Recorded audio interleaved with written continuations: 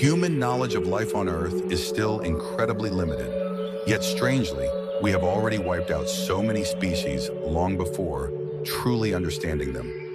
In the name of development, land expansion, clothing needs, and increasingly complex food demands, almost nothing escapes our hands. What haven't we destroyed? What haven't we eaten? What haven't we worn? And this is one of the many animals slowly disappearing because of us. For centuries, countless species have gone extinct due to exploitation. Their meat was consumed, their skins turned into luxury items, and their body parts believed to be medicine. Ironically, all of this continues, even after these species are globally protected. In truth, we never had any problem with them. They are not aggressive. They do not destroy crops. They are slow, toothless, and have almost no place to hide. This heavily exploited animal is the pangolin, known locally as the trengling, the only scaled mammal in the world, belonging to the order Pholidota. The name pangolin comes from the Malay word pengeling, meaning an animal that rolls itself up. Meanwhile, the name of its order comes from ancient Greek pholidotos, meaning covered in scales. Pangolins have relatively poor eyesight. They rely far more on their sense of smell and hearing to locate ant and termite nests. Most species are terrestrial, living on the ground and digging burrows.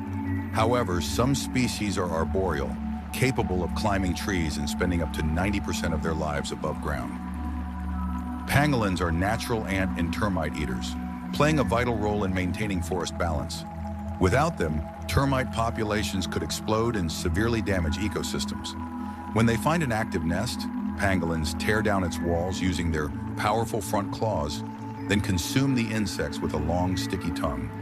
This tongue is constantly lubricated by highly active salivary glands. A pangolin's tongue is extraordinarily long, sometimes even longer than its entire body.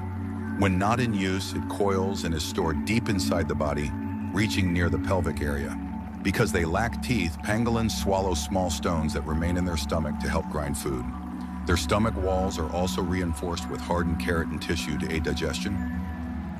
A pangolin's body is covered in scales made of keratin, the same material found in human nails and hair.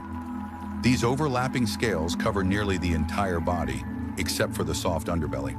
This is why pangolins curl into a tight ball when threatened, to protect their most vulnerable parts. Even large predators often struggle to break through this defense. If curling up is not enough, pangolins can release a foul-smelling secretion from their anal glands to deter predators. But none of these defense mechanisms were ever meant to protect them from humans. Our understanding of pangolin reproduction remains extremely limited. This makes captive breeding efforts exceptionally difficult. Pangolins also adapt poorly to captivity and have weak immune systems. More than 50% of individuals in captivity die from digestive disorders and respiratory infections. The primary cause is stress. Under stress, pangolins are highly susceptible to severe digestive disorders that often lead to death. Like many wild animals, pangolins naturally carry parasites. However, in overcrowded transport conditions. Many confiscated pangolins are also found to shed parasite eggs in their feces. This raises the risk of zoonotic disease transmission, especially when human contact is not properly controlled. Ironically, the trade continues regardless. In 2019, Singapore seized 25 tons of pangolin scales in just 5 days. The scales originated from Africa and were believed to be destined for Vietnam. Previously, the largest seizure occurred in Shenzhen in 2017.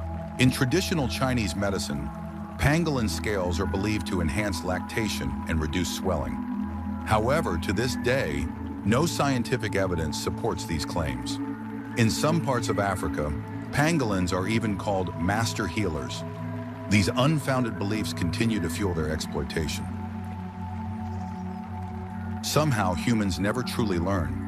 We are repeatedly confronted with diseases originating from wildlife, yet exploitation continues. Perhaps all of this could have been prevented. If only we could restrain our desires and our urge to consume something simply because it is considered exotic. Because in the end, pangolins were never a threat to us. We have always been the threat to them.